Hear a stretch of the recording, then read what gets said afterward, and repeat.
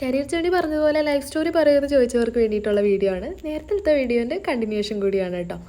Y aviation എന്നുള്ള ക്വസ്റ്റിനേക്കാൾ മുന്നേ ചോദിക്കേണ്ടത് എങ്ങനെ ഏവിയേഷനിൽ എത്തിപ്പെട്ടു എന്നുള്ളതാണ്. ഞാൻ പറഞ്ഞതുപോലെ നേഴ്സിംഗ് പഠിച്ചുകൊണ്ടിരിക്കുമ്പോഴായിരുന്നു മാരേജ്. കുറച്ചും കൂടി സിമ്പിളായിട്ട് പറയുകയാണെന്നുണ്ടെങ്കിൽ ലവ് മാരേജ് ആയിരുന്നു. കുറച്ചും കൂടി സിമ്പിളായിട്ട് പറയുകയാണെന്നുണ്ടെങ്കിൽ ഒരു ഒളിച്ചോട്ടമായിരുന്നു. അത് എന്തിന് ചെയ്തു എന്നൊക്കെ ചോദിച്ചു കഴിഞ്ഞാൽ ഇപ്പോഴും അതൊരു ഉത്തരം കിട്ടാത്ത ക്വസ്റ്റ്യനാണ് കേട്ടോ. പഠിച്ചുകൊണ്ടിരിക്കുന്ന ഒരു കുട്ടീനെ കാണാണ്ടാവുമ്പോൾ ഉണ്ടാവുന്ന കോലാഹലങ്ങളും പോലീസ് കേസും കാര്യങ്ങളും എല്ലാം അതിൻ്റെ വഴിക്ക് ഉണ്ടായിരുന്നു. ആ ടൈമൊക്കെ ഓർത്ത് കഴിഞ്ഞ് കഴിഞ്ഞാൽ സത്യം പറഞ്ഞു കഴിഞ്ഞ് കഴിഞ്ഞാൽ ഇപ്പോഴും ഒരു ഉള്ളിലൊരു വിറയലാണ് കേട്ടോ.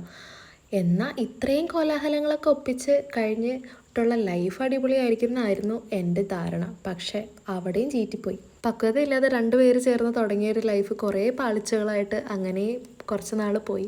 അത് കഴിഞ്ഞ് കുറച്ച് കഴിഞ്ഞ് കഴിഞ്ഞപ്പോൾ മനസ്സിലായി ഒരു രീതിയിലും ഒത്തുചേർന്ന് പോകാൻ പറ്റാത്ത രണ്ടുപേരായിരുന്നു എന്നുള്ളത്. ആരുടെ ഭാഗത്തായിരുന്നു തെറ്റെന്നൊക്കെ ചോദിച്ചു കഴിഞ്ഞ് കഴിഞ്ഞാൽ രണ്ടുപേരുടെ ഭാഗത്തുള്ള കുറേ തെറ്റുകൾ പറയാനുണ്ടാവും.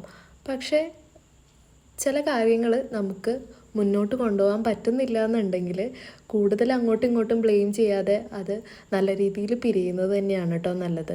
അതിൽ നിന്ന് പുറത്തെടുക്കാൻ കുറച്ചധികം ടൈം എടുത്തു. അതിൽ മെയിൻ കാരണം ഓപ്പോസിറ്റ് നിൽക്കുന്ന ആളുടെ ആത്മഹത്യാ ഭീഷണിയൊക്കെ തന്നെയായിരുന്നു കേട്ടോ.